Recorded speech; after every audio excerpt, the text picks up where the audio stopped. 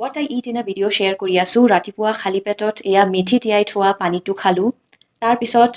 এক গ্লাছ পানীত মই তিয়াই থৈছিলোঁ ধনিয়া জিৰা চফ আজৱাইন খুন্দনিত খুন্দাই পেলাই থৈছিলোঁ আৰু এয়া অলপমান দি আছোঁ শুকান আদাৰ গুড়ি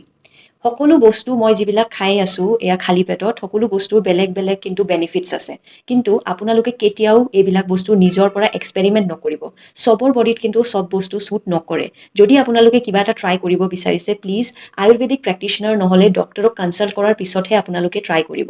কিয়নো আপোনাৰ বডিত কেনেকৈ কি বস্তু ৰিয়েক্ট কৰিব আপোনালোকে ক'ব নোৱাৰে এয়া মই খাই আছোঁ গৰম পানী আৰু লগত ঘিউ পিৰিয়ড পেইনত স্পেচিয়েলি শুনিছোঁ বহুত হেল্প হয় মই নতুনকৈ ট্ৰাই কৰি আছোঁ নাজানো কাম কৰে নে নকৰে তাৰপিছত মই খালোঁ এয়া চ'ক কৰি ৰাখা ব্লেক